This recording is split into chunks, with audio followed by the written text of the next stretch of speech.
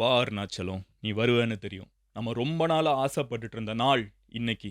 துர்காஷ்டமி அப்படிங்கிற மாதிரி தான் இருக்குது. இன்னைக்கு என்ன ஆகுதுன்னு பார்த்தீங்கன்னா, உலகத்தோட மோஸ்ட் இம்பார்ட்டன்ட் மீட்டிங்க. சாதாரண மீட்டிங் இல்ல. பல வருஷத்துக்கு பேசப்படக்கூடிய ஒரு பர்ட்டிகுலர் மீட்டிங். இன்னும் கொஞ்ச நேரத்துல நடக்கப் போகுது. 2 நாட்டு தலைவர்களும் வந்து ஃப்ளைட்ல ஏறிட்டாங்க, பறந்துட்டு இருக்காங்க. இன்னும் கொஞ்ச நேரத்துல மீட் பண்ண போறாங்க.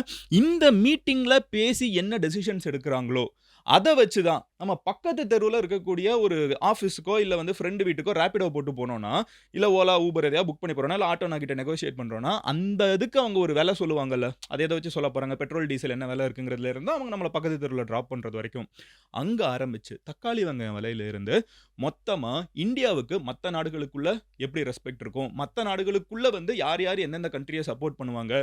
கொஞ்சம் வருஷத்துக்கு கோவிட்க்கு முன்னாடி எல்லா கண்ட்ரியும் நல்லா ஜாலியா தான் இருந்தாங்க. மறுபடியும் அந்த நிலைமைக்கு போவோமா? ஆர் இன்னைக்கு இருக்கிற மாதிரி எல்லா நாடுகளும் மாத்தி மாத்தி சண்டை போட்டுக்கிட்டு ஒரு உலகப் போர் போற அளவுக்கு வந்து எல்லாரும் மாத்தி மாத்தி டீம் சைடா மாறிட்டு இருக்காங்களா? அது இன்னும் மாறப் போகுதா? என்ன நடக்கப் போகுது? உலகத்தோட ஃபியூச்சரே, உங்களோட ஃபியூச்சர், என்னோட ஃபியூச்சர், நம்ம திருப்பூர்ல வேலை பார்க்கக்கூடிய அந்த துணிக்கடையில வேலை பார்க்கக்கூடிய பசங்களோட ஃபியூச்சர், பார்மசூட்டிக்கல் கம்பெனில வேலை பார்க்கிறவங்களோட ஃபியூச்சர் இப்படின்னு நெறைய பேரோட ஃபியூச்சர் வந்து இந்த ஒரு மீட்டிங்ல டை ஆகி இருக்குது. ட்ரம்ப், புட்டின் 2 பேரும் இந்த மீட்டிங்க்கு கிளம்பி போக ஆரம்பிச்சுட்டாங்க. உலகத்தோட தலையெழுத்த மாத்தி எழுதக்கூடிய இந்த ஒரு மீட்டிங்க்கு 2 பேரும் ஃப்ளைட்ல ஏறி உட்கார்ந்துட்டாங்க. அண்ட் இன்னைக்கு வீடியோல உங்ககிட்ட இந்த மீட்டிங்க பத்தின எல்லா டீடைல்ஸையும் சொல்லப் போறேன். கண்டிப்பா உங்க எல்லாருக்குமே தெரியும். அடுத்து இந்த மீட்டிங்கோட அவுட்கம் என்னன்னு நான் உங்ககிட்ட பேசுவேன். பட் அதுக்கு முன்னாடி இந்த மீட்டிங் எதனால நடக்குது? என்ன நடந்துட்டு இருக்குது? எங்க நடக்குதுங்கிறது ரொம்ப முக்கியமான விஷயம். அத பத்தின எல்லா டீடைல்ஸையும் உங்ககிட்ட மொத்தமா சொல்ல ஆரம்பிக்கிறேன். ஹலோ எவ்ரிவான், நான் Madan Gowri and hello my dear MG squad. Subscribe சொல்லல. சந்தோஷமா? நெறைய பேர் என்கிட்ட சொல்லாதன்னு சொல்லிட்டே இருக்கீங்க. சொல்லல. யாரு பண்றீங்களோ பண்ணிட்டு போங்க.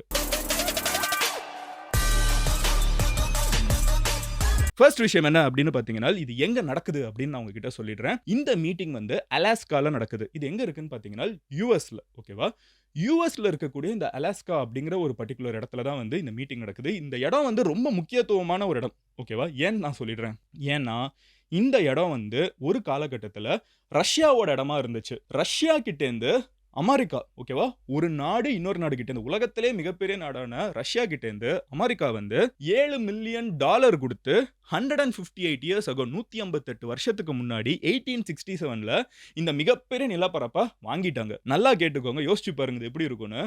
இந்தியா வந்து இப்போ ஒரு ஸ்டேட் இருக்குன்னு வச்சுக்கோங்களேன். இப்போ ஜம்மு காஷ்மீர் வந்து இப்போ இருக்கு. யாரு என்ன பஞ்சாயத்துலாம் நெறைய போயிட்டு இருக்குது. இந்தியா வந்து கொஞ்சம் வருஷத்துக்கு முன்னாடி நம்ம வந்து அங்க இருக்கிற ராஜா வந்து நம்மளுக்கு சைன் பண்ணி இது உங்களோடது அப்படின்னு சொன்னாரு. அதுக்கு பதிலா ஒருவேள இந்தியா வந்து ஒரு ₹7,00,000 குடுத்து மொத்த ஜம்மு காஷ்மீர வாங்கியிருந்தா எப்படி இருக்கும்? என்ன மதன், எப்படி மதன் காசு குடுத்து ஒரு ஸ்டேட்ட வாங்க முடியும்னு யோசிக்கிறீங்களா? பட் அதுதான் அலாஸ்கால நடந்துச்சு. ரஷ்யாவோட இடம் தான் இந்த அலாஸ்கா. 158 வருஷத்துக்கு முன்னாடி அமெரிக்கா இந்த இடத்த வாங்குறாங்க. ஓகேவா? 158 வருஷமா இது அமெரிக்கன் இடமா மாறிடுச்சு. ஏன் ரஷ்யா இத வித்தாங்கன்னு பார்த்தீங்கன்னா, இது வந்து கம்ப்ளீட்டா வேஸ்ட் லேண்ட் ஃபுல்லா பனியா இருக்குது. இத வச்சுட்டு என்ன பண்றதுன்னு தெரியல. இது வந்து எதுக்கு மெயினா யூஸ் பண்ணிட்டு இருந்தாங்க 158 வருஷத்துக்கு முன்னாடி பார்த்தீங்கன்னா, இந்த வேல வேட்டையாடுறதுக்கு, திமிங்கலங்கள வேட்டையாடுறதுக்கு இருக்கக்கூடிய ஒரு இடம் அது. அவ்வளோதான். கம்ப்ளீட்டா எண்ட்லெஸ்ஸா பனியா இருக்கும். ஃபுல் கோல்டா இருக்கும். அத வச்சுட்டு 158 வருஷத்துக்கு முன்னாடி என்ன பண்றதுன்னு தெரியல. தேவையில்லாம செலவாயிட்டு இருக்குது. இங்க இருக்கிற மக்களுக்கெல்லாம் செலவு பண்ண வேண்டியது இருக்குது. ஒரு கவர்ன்மென்ட்டா இது வந்து ஒரு ப்ராஃபிட்டபிளான பிசினஸ் கிடையாது.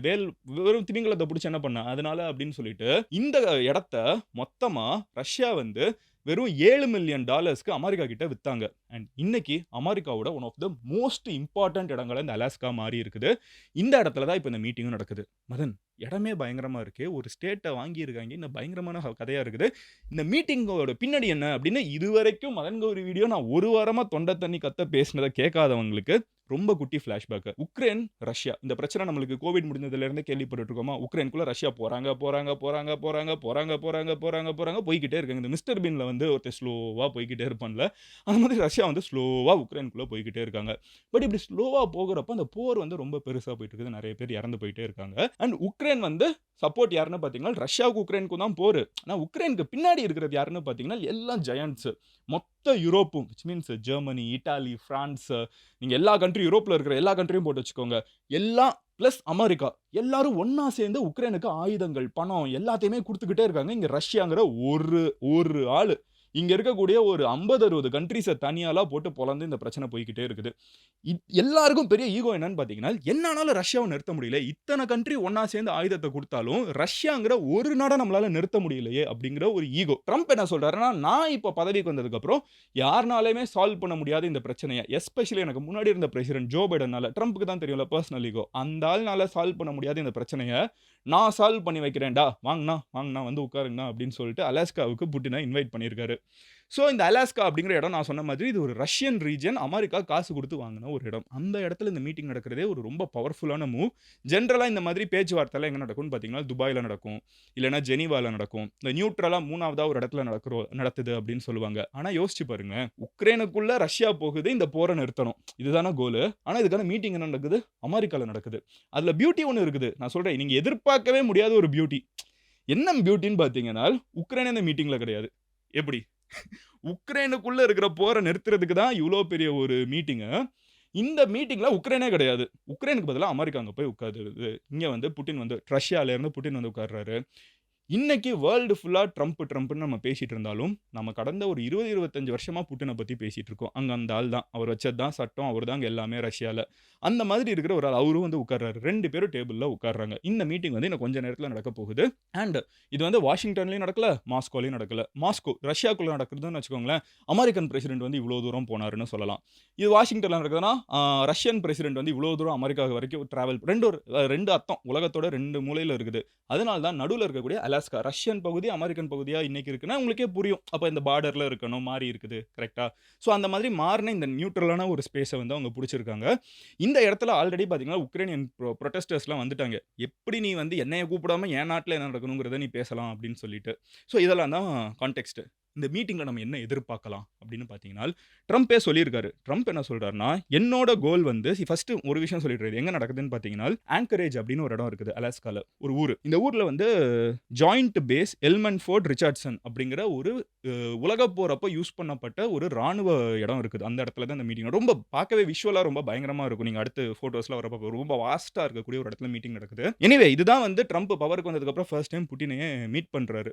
அண்ட் புட்டின் வந்து எனக்கு தெரிஞ்சு ரொம்ப வருஷம் கழிச்சு அமெரிக்காவுக்கு வராரு. ரொம்ப வருஷம் கழிச்சு அமெரிக்காவுக்கு வராரு. ஸோ இதெல்லாம் நடந்துட்டு இருக்குது. இப்போ இந்த மீட்டிங்கோட முக்கியமான கோல் என்னன்னு பார்த்தீங்கன்னா, ட்ரம்ப் சொல்றாரு, போர நிறுத்துறது தான் என்னோட கோல். நோபல் பிரைஸ வாங்கணும்ல. தலைவன் அதுக்கு தானே இப்படி தலைகீழ நின்னு போராடிட்டு இருக்காரு. ஸோ என்னோட கோல் வந்து சீஸ் ஃபயர். போர வந்து நிறுத்தி வை. இப்போ நிறுத்து. இம்மீடியட்டா நிறுத்து. அத நோக்கி தான் நான் வந்து பேச்சுவார்த்தை நடத்தப் போறேன். போய் பேச உட்கார்ந்த கொஞ்ச நிமிஷத்துல எனக்கு தெரிஞ்சிருது வொர்க் அவுட் ஆகுதா இல்லையான்னு. வொர்க் அவுட் ஆகலைன்னா நான் உடனே எந்திரிச்சு வந்துருவேன்.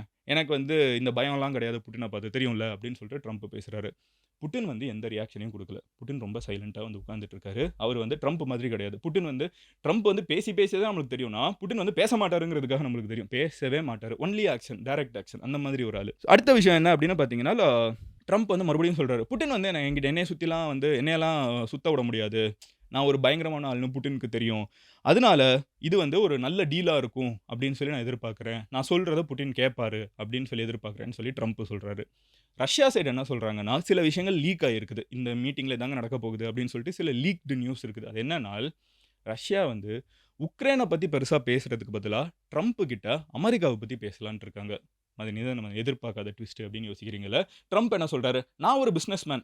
எனக்கு என் நாடு தேவை. அத தவிர எனக்கு எந்த நாட்ட பத்தியும் கவலை இல்ல அப்படிங்கிறார்ல. என் நாட்டுக்கு பிசினஸ் வரணும். என் நாட்டுக்கு எல்லாம் காசு கம்மியா கிடைக்கணும். இதுதானே ட்ரம்போட ஒரே டீலு.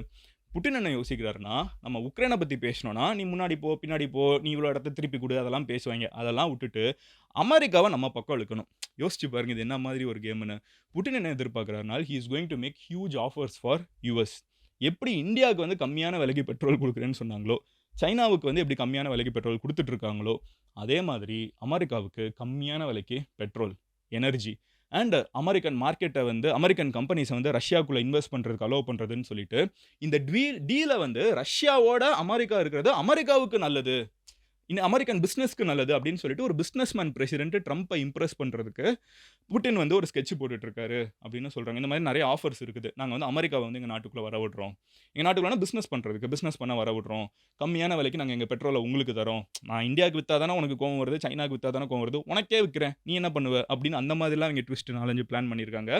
அண்ட் நோயிங் ட்ரம்ப் என்ன சொல்லுவாரு? இவ்ளோ நாள் வந்து இந்தியா வாங்கக்கூடாது, சைனா வாங்கக்கூடாது, இது ரத்த ஆறு ஓடுது அப்படின்லாம் பேசினவர் என்ன சொல்லுவாரு? வாங்கலாம். ஒண்ணும் பெரிய தப்பு இல்ல. கம்மியான விலைக்கு அமெரிக்காவுக்கு வந்தா அமெரிக்காவுக்கு நல்லது தானேன்னு அப்படியே இருந்த இடத்தில் இருந்துகிட்டே, இருந்த மேடையில இருந்துகிட்டே பக்கத்து கட்சிக்கு போய் ஜம்ப் ஆயிடுவாரு. அத பத்திலாம் தலைவன் யோசிக்கவே மாட்டாரு. இது வந்து புட்டினுக்கு நல்லா தெரியுங்கிறதுனால, ரஷ்யா வந்து இத வச்சு தான் ப்ளே பண்ண போறாங்க. அமெரிக்காவுக்கு நீ உக்ரைன மறந்துரு. உக்ரைன நான் புடிச்ச இடத்தெல்லாம் எனக்கு குடுத்துரு. ஓகேவா? நான் எதெதையோ எடுத்து வச்சு இப்போ உக்ரைனுக்குள்ள பயங்கரமா நான் சொன்ன மாரி லாஸ்ட் 1 வீக் வந்து பயங்கரமான அக்ரஷன். உள்ளுக்குள்ள இறங்கி அடிச்சிட்டு இருக்காங்க. புடிச்ச இடத்தெல்லாம் எனக்கு குடுத்துரு. உனக்கு நான் ரஷ்யாவோட மார்க்கெட் ஆக்சஸ் தரேன், அமெரிக்காவுக்கு. நீ வந்து உக்ரைனுக்கு சப்போர்ட் பண்றத நிறுத்து. அமெரிக்கா வந்து உக்ரைனுக்கு சப்போர்ட் பண்றத நிறுத்திருச்சுனால், உக்ரைன் வந்து 2 நாள் தாங்காது. Even if all of Europe is with Ukraine. உக்ரைனோட மொத்த யூரோப்பும் கூட நின்னாலும், அமெரிக்கா சப்போர்ட் பண்ணலைன்னா 2 நாள்ல உக்ரைன் விழுந்துரும். ரஷ்யாவுக்கு இது நல்லா தெரியும். உக்ரைனுக்கும் இது நல்லா தெரியும். அமெரிக்காவுக்கும் இது நல்லா தெரியும்.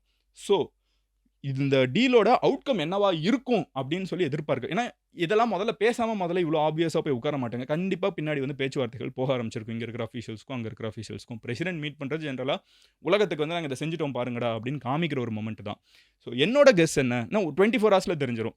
If I am right or wrong. நீங்களும் வந்து கீழ கமெண்ட்ல கெஸ் பண்ணலாம். நீங்க கரெக்ட்டா இல்லையான்னு. இன்னும் 24 மணி நேரத்துல தெரிஞ்சிரும். என்னோட கெஸ் என்ன அப்படின்னு பார்த்தீங்கன்னா, இந்த ஒரு மீட்டிங்ல ட்ரம்ப் வந்து புட்டினுக்கு புடிச்ச இடத்தெல்லாம் நீ வச்சுக்கோ. பதிலுக்கு எனக்கு வந்து மார்க்கெட் ஆக்சஸ் குடு. ரஷ்யாவோட பெட்ரோல் எனக்கு குடு. ரஷ்யாவோட கம்பெனிஸ்ல நான் இன்வெஸ்ட் பண்ணலாம். அமெரிக்கன் கம்பெனிஸ் உள்ள வரலான்னு சொல்லு. அப்படின்னு சில விஷயங்கள கேட்பாருன்னு நான் எதிர்பார்க்கிறேன். பேசிக்கா இந்த டீல் முடியிறப்போ உக்ரைன் வந்து ஏமாந்த ஆளா இருப்பாங்க. உக்ரைன் என்ன சொல்லுவாங்கன்னா, நான் இதுக்கெல்லாம் ஒத்துக்கவே இல்ல. நான் தான் அந்த மீட்டிங்ல இல்லையே. நான் ஏன் ஒத்துக்கணும் அப்படின்னு கேட்பாங்க. ட்ரம்ப் வந்து கைய விரிச்சிருவாரு. அவர் ரொம்ப நாளா அதுக்கு தான் காத்துட்டு இருக்காரு. ஒரு நியாயமான ரீசன் கைய விரிக்கிறதுக்கு. இதுதான் சான்ஸ். நான் உனக்கு ஒரு நல்ல டீல் குடுத்தேன். நீ எடுக்கலன்னு சொல்லிட்டு ட்ரம்ப் கைய விரிச்சிருவாரு. ட்ரம்பும் கைய விரிச்சிட்டாருன்னா, யூரோப் வந்து ஆனா உடனே பேக்கப் பண்ணுவாங்க.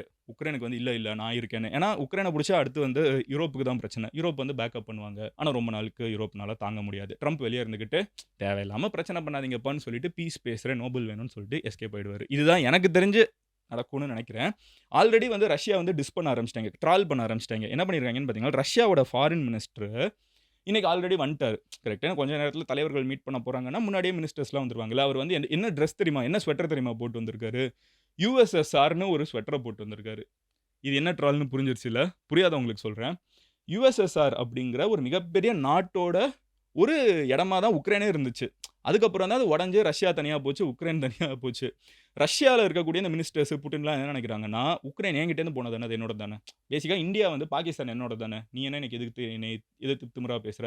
உன் நாட்டுக்குள்ள வந்து மொத்தமா நான் எடுத்துறேன். ஏன்னா நீ ஏன் என் நாடு தான்டா அப்படின்னு சொன்னா எப்படி இருக்கும்? இப்போ அந்த மாதிரி அவர் என்ன போட்டிருக்காருன்னு பார்த்தீங்கன்னா, யுஎஸ்எஸ்ஆர் அப்படின்னு சட்டைய போட்டு வந்திருக்காரு இன்னைக்கு. யோசிச்சு பாருங்க. இது எங்க வந்திருக்காரு?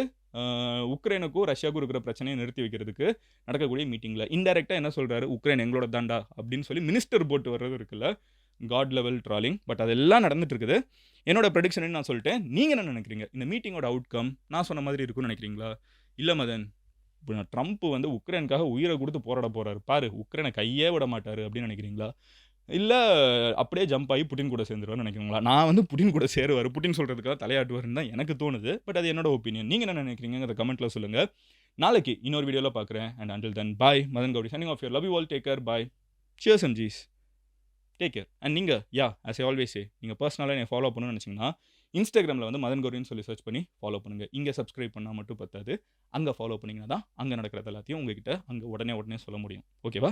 Anyway love you all. Take care. Bye. Cheers and ஜீஸ். உங்க ஃப்ரெண்ட்ஸ் யாராவது பயங்கரமா ஆக்ஷன் படம் பார்க்கணும் அப்படின்னு வீக்கெண்டுக்கு வெயிட் பண்ணிட்டு இருந்தாங்கன்னா இந்த வீடியோவை ஷேர் பண்ணுங்க. இன்னும் கொஞ்ச நேரத்துல அதான் நடக்க போகுது வேர்ல்டு லெவல்ல.